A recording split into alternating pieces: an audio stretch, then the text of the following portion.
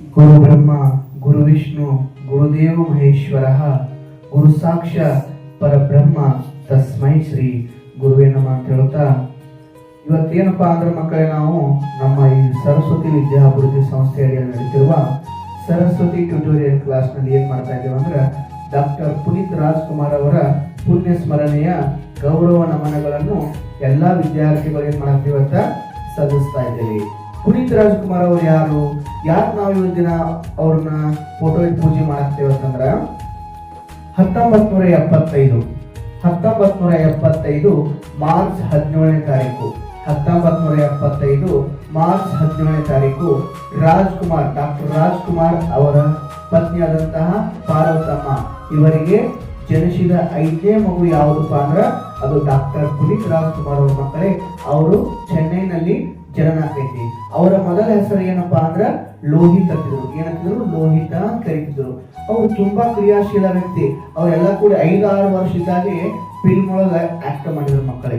ನೋಡ್ರಿ, 7-8 ನಮ್ ಚೊಣ್ಣ ಹಾಕೋಕ್ ಬರ್ತಿಲ್ಲ ಅಂತ ಒಂದು ವಯಸ್ಸಿನಾಗೆ ಪಿಕ್ಚರ್ ಆಗಿ ಆಕ್ಟ್ ಮಾಡಿದ್ರು. ಅದು ಮತ್ತೆ ಸಂಗೀತವನ್ನ ಹಾಡ ಹಾಡಿದ್ರು. ಅದೇ ತರನಾಗಿ ಅವ್ರಿಗೆ ಮೊದಲು ಏನ್ ಕರಿತಿದ್ರು ಅಂದ್ರ ಲೋಹಿತ ಅಂತ ಕರಿತಿದ್ರು.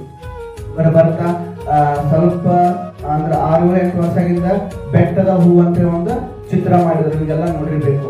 ರಾಮ ಅಂತ ಹೇಳೋದ್ರೊಳಗೆ ಆಕ್ಟ್ ಮಾಡಿರ್ತಾರ. ಅದೇ ತರ ಸಾಕಷ್ಟು ಚಿತ್ರಗಳು ಮಾಡಿರ್ತಾರ.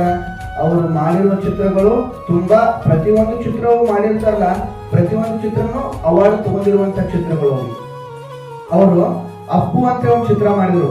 ಆ ಚಿತ್ರದಿಂದ ಅವ್ರು ಏನ್ ಬರ್ತಂದ್ರೆ ಹೆಸರ ಪವರ್ ಸ್ಟಾರ್ ಅಂತ ಹೆಸರಿಟ್ರು. ಯಾರಂದ್ರ ಅವರ ಅಣ್ಣ ಶಿವರಾಜ್ ಕುಮಾರ್ ಅವರು. ಅವ್ರಿಗೆ ಏನ್ ಕರೆದ್ರು?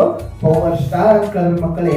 ಈಗ ದಿನಮಾನವಾಗಿ ಹೇಳ್ಬೇಕಂದ್ರೆ ತುಂಬಾ ಕರುಣಾಮಯಿಯವರು, ನಿಷ್ಕಲ್ಮಶ ವ್ಯಕ್ತಿ, ಕರ್ನಾಟಕದ ಮಾಣಿಕ್ಯ ಅಂತ ಕರೀತಾರೆ.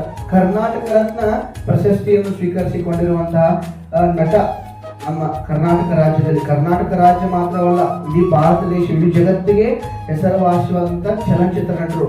ಚಲನಚಿತ್ರ ರಂಗದಲ್ಲಿ ಮಾತ್ರವಲ್ಲ ಮಕ್ಕಳೇ, ಹಲವಾರು ಕ್ಷೇತ್ರಗಳಲ್ಲಿ ಅವ್ರು ಏನ್ ಮಾಡ್ಯಾರ, ಸಾಧನೆ ಮಾಡ್ಯಾರ. ಅನಾಥಾಶ್ರಮಕ್ಕಾಗಿರ್ಬೋದು, ಬಡ ಮಕ್ಕಳಿಗಾಗಿರ್ಬೋದು, ದೀನದಲಿತರಿಗೆ, ಅದೇ ತರನಾಗಿ ಎಷ್ಟೋ ಶಾಲೆಗಳಿಗೆ ಏನ್ ಮಾಡ್ಯಾರ ಅಂದ್ರೆ ಅವರು ಧನ ಸಹಾಯವನ್ನು ಮಾಡಿದ್ದಾರೆ ಮಕ್ಕಳೇ. ಅದಕ್ಕೆ ಹೇಳ್ತೀನಿ, ಅವ್ರ ಜೊತೆ ನಾವು ನಮ್ಮ ಜೀವನವನ್ನು ಸರಳವಾಗಿ ನಡೆಸ್ಕೊಂಡು ದೊಡ್ಡ ದೊಡ್ಡ ಸಾಧನೆಯನ್ನು ಮಾಡಿ ದೊಡ್ಡ ದೊಡ್ಡ ಮಹನೀಯರ ಸ್ಥಾನದಲ್ಲಿ ಅಂತೇಳಿ ನಾವು ಹೇಳ್ತೀನಿ ಮಕ್ಕಳೇ. ಅದೇ ತರನಾಗಿ ಈ ಒಂದು ಮಾತು ಹೇಳ್ತೀನಿ ಮಕ್ಕಳು, ಏನಂದ್ರ ಅಮಿತಾಬ್ ಬಚ್ಚನ್ ಮಗ ಅಮಿತಾಬ್ ಬಚ್ಚನ್ ಆಗ್ಬೋದಾ? ಸಾಧ್ಯ ಇಲ್ಲ.